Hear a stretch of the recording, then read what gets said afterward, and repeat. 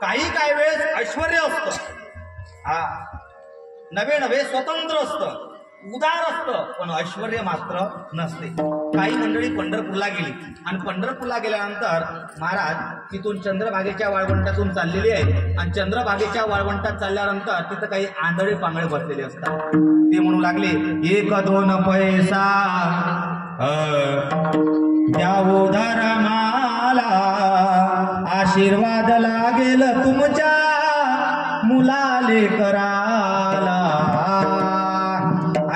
1-2 पैसा द्यावो धर्माला, आशीर्वाद लागेल तुमच्या मुलाले कराला. काही गावातली मंडळी म्हणायला लागली, अहो 1-2 पैसा काय, तुम्हाला 100-200 रुपये दिले असते, पण आज आमची परिस्थिती तशी नाही. आम्ही कसं तरी महाराज लोकल डब्यात ट्रेनच्या बसून आलो 200 रुपयाच्या तिकिटीत. देवाचं दर्शन घ्यायचं आहे आणि जायचं आहे. महाराज बघा, त्यांना दिवसा वाटत नाही का? दिवसा वाटते. स्वतंत्र नाही का? स्वतंत्र आहे. उदार नाही का? उदार आहे. ऐश्वर्य आहे का? नाही. मग ते दानशूर ठरू शकेल का? नाही. पण तुकोबाराजवळ असं कोणतं दान आहे की ते दानशूर ठरू शकेल? महाराज तुकोबाराची परिस्थिती पाहिली का आपण कशी आहे? तर आम्ही सदैव सोडके,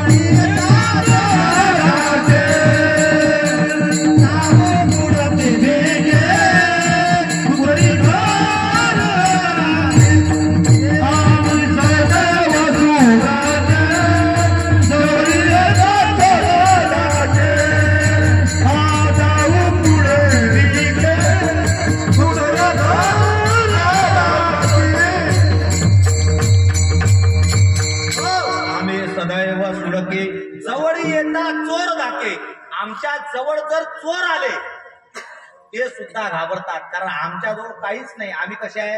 सदैव सुरक्षी आहे. महाराज तुकोबाराच्या जीवनातला जर आपण प्रसंग पाहिला, एक वेळचा प्रसंग, जगद्गुरु तुकोबाराय कीर्तन करून चाललेले आहे आणि कीर्तन करून जाता जाता महाराज काय झालं, त्या ठिकाणी त्यांना मधात चोर भेटले. 12-1 वाजता 2 वाजेपर्यंत. आणि चोर भेटल्यानंतर ते चोर जगद्गुरु तुकोबारायला अडवतात.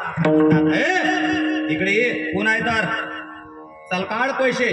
तुकोबाराय म्हणायला लागले, जेवढे आहे तेवढे घेऊन घ्या. हात सदैव सुडके, जेवढे आहे तेवढे घेऊन जा. बरोबर. तुकोबारायला घेतलं. काहीच पैसे नाही तुझ्याजवळ? मग असं का, इकडे आमच्या सोबत चोरी करायला चाल. तुकोबाराय म्हणायला लागले, चला चोरी करायला. तुकोबारायला काय आहे? मग तुकोबाराय त्या चोराई सोबत चोरी करायला गेले. बरं का? मग तुकोबारायला त्या चोराईला असं वाटलं, आपण घरात शिरणं बरं नाही, मग असं करू, ह्या नवाडा आहे ना, याले पाठवू. कुठं? घरात. मग तुकोबारायला घरात पाठवलं. घरात पाठवल्यानंतर तुको खालून आवाज येऊ लागले, ओ तुकोबारा इकडे पा. असं करा, जे भारी भारी आहे ते टाका म्हणा. तुकोबाराय म्हणायला लागले, असं काय भारी भारी पाहिजे का? मग तुकोबाराय जाते टाकले, रोटे टाकले, पाटे टाकले. चोर म्हणायला, ह्या पागल झाला काय म्हणे? काही हे जाते उरोटे पाटे हे काही न्यायचं होय काय म्हणे? हे काही न्यायचं नव्हे. मग काय करा, विचारच पडला.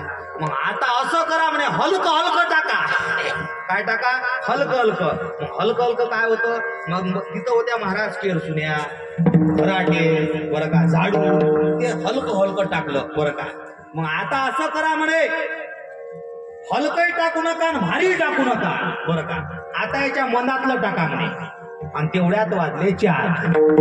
4 वाजल्यानंतर तुकोबारायला असं वाटलं, अरे आपली काकड्याची वेळ झाली, आता गेले बोंबलू दे म्हणे असं. मग लगेच तुकोबारायनं एक टाळ घेतला आणि टाळ घेतल्यानंतर तुकोबाराय महाराज काकडा करू लागले. उठा जागे वारे आता, उठा